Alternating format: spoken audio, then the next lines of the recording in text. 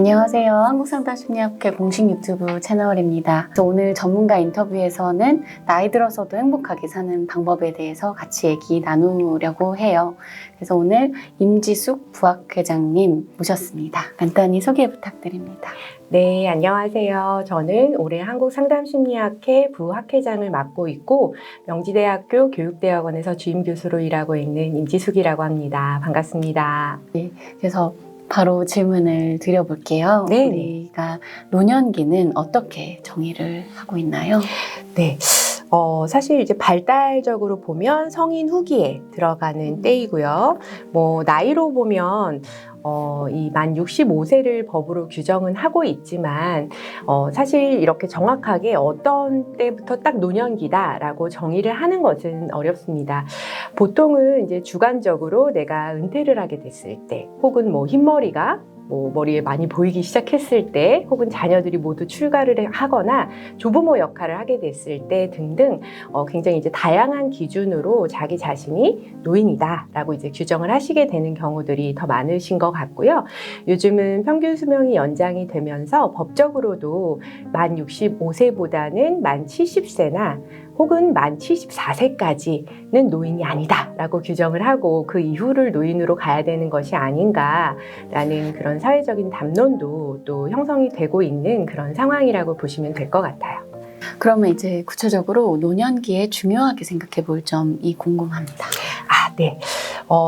앞서 그 나이 기준으로도 좀 말씀을 드렸지만, 이제 어떤 분들은 60세에도 내가 노인이다라고 생각을 하실 수가 있는 거고, 또 어떤 분들은 70세에도 난 아직 노인이 아니야 이렇게 느끼실 수도 있어요. 이제 그런 만큼 이 노년기는 그 다학제 간의 접근을 통해서 본인이 주관적으로 느끼는 이제 노년기에 적응을 돕고 어떤 부분에서 어려움을 느끼시는지를 도와드리고 보다 적응적으로 이제 노년을 살도록 그렇게 하시는 것에 방점을 두고 있는데요. 이제 일단 노년기라고 하면 아무래도 여가 시간이 굉장히 많이 늘어나시거든요. 그리고 신체적인 건강은 악화가 되게 되어 있어요. 그러다 보니까 많은 분들이 굉장히 이렇게 건강에 대해서 예민해지시고 또 신경을 많이 쓰시고 또 그건 어느 만큼은 당연하다라고 생각이 들어요.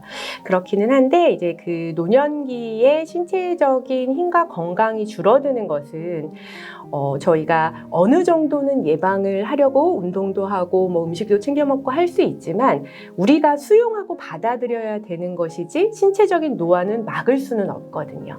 그렇기 때문에 저희가 신체적으로는 쇠퇴에 가더라도 정신적인 역량이나 또 어떤 심리적인 부분은 계속해서 발전할 수 있고 더 적응적이 될 수 있다라고 하는 부분에 좀 관심을 가져주시고 내가 이 늘어나는 여가 시간에 건강뿐 아니라 어떻게 다양하게 삶을 의미 있게 살 것인지에 대해 고민하고 더 적응적으로 지낼 것인가 이런 부분을 조금 더 저희가 관심을 가져야 되지 않나 그렇게 생각을 하고 있어요.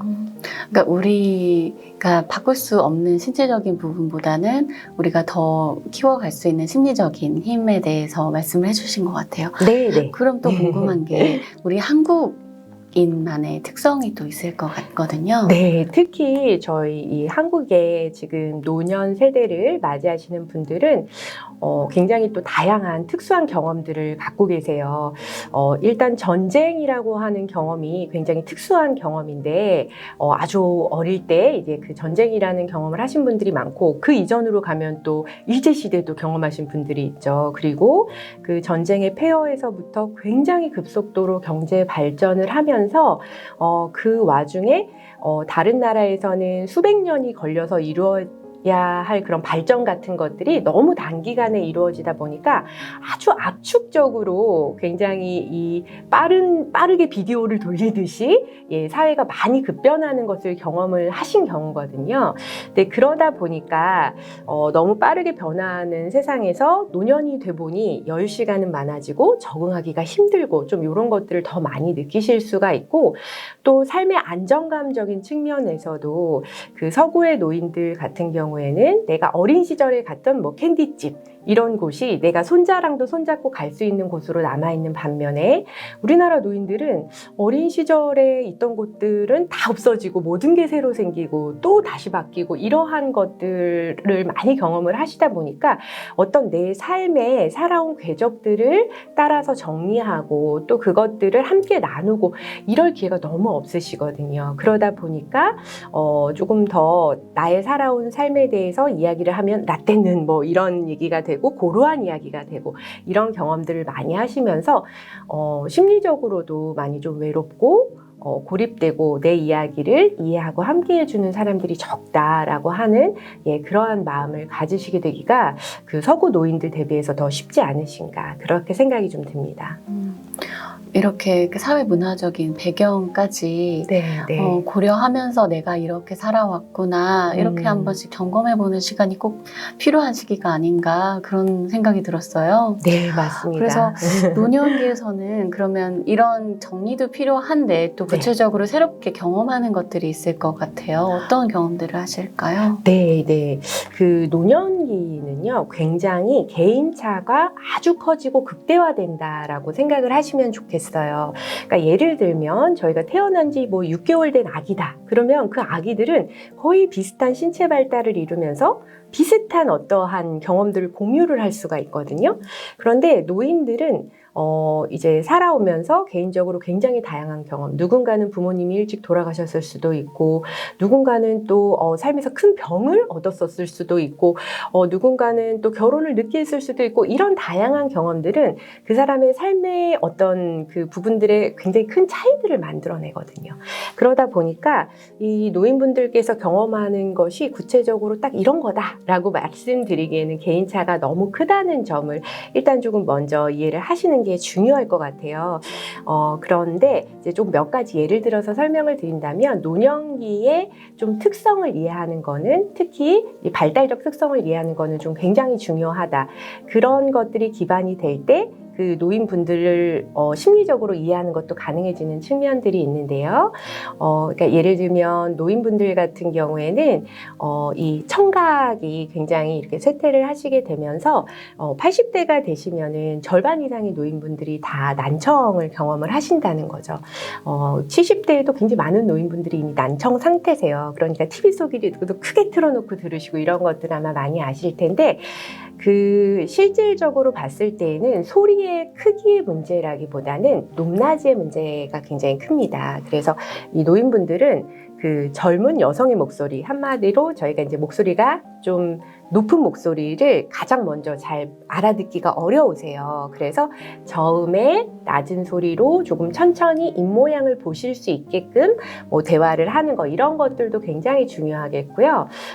또 요즘에 굉장히 반가운데 이렇게 길의 바닥에 초록 그 신호등이 켜지면 이렇게 불이 쫙 들어오는 거 아마 보신 적 있으실 텐데 이제 그러한 것들도 노인분들은 허리가 점점 굽어가시니까 고개를 들어서 신호등을 보시기도 힘들고 신호등을 건너는 데에도 젊은이들보다는 최소 1.5배 이상의 시간이 필요합니다. 이제 그러한 부분들에 대한 이해가 있어야 왜 이렇게 신호 다 떨어져 가는데 차 못 다니게 저렇게 느리게 가나 혹은 왜 내가 말할 때는 저렇게 잘 못 알아들으시다가 뭐 예를 들면 아빠가 말씀하시면 잘 알아듣지? 이런 것들이 오해로 쌓이거나 잘못 이해함으로써 발생하는 어떤 문제들이 생길 수 있을 때 좀 예방할 수 있는 점이 일단은 되겠고요. 이 노인분들이 경험하시는 것 중에 또 이 신체적인 쇠퇴라고 하는 것들이 주는 어떤 그 정서적인 맥락이 많이 생기게 돼요. 그래서 아주 작은 것들에도 나를 무시하나? 내가 늙었다고 뭐 내가 못 알아들을 거라고 생각하나? 이러한 마음들이 좀 많이 생기면서 소통하기가 좀 어려워지시기도 하고요. 또 가장 어려운 문제 중에 하나가 배우자하고는 사별을 하고 그리고 또 나는 부모님들을 모시고 살면서 대가족 제도가 익숙하게 지내왔는데 어느 순간에 핵가족화가 되면서 나는 자녀들하고 같이 기거하기는 어려운 현실에 계신 분들이 많이 계시거든요. 그게 굉장한 고립감과 또 외로움 이런 것으로 오게 되는 것들이 좀 큰 문제다라고 생각이 들어요. 예, 그리고 또 뭐 그 세대가 달라지면서 저희가 급변했다 이런 부분들을 말씀을 드리다 보니까 자녀 세대하고도 소통하시기가 의사소통을 하실 때 좀 어려움을 많이 겪으시는 그런 부분들이 좀 눈에 띄는 것 같습니다. 네. 그러니까 신체적인 변화도 내가 새롭게 느껴가는 부분들이 많은데 또 정서적으로도 네. 또 고립감이나 외로움 이런 걸 느끼시면서 또 관계적으로도 되게 어려움을 많이 느낄 수 있는 그런 시기라고 느껴지는데요. 그럼에도 불구하고 조금 더 편안하거나 의미 있게 좀 더 행복하게 이 시기를 보내려면 어떤 심리적인 요인에 우리가 좀 초점을 네, 맞춰야 될까요? 네, 네.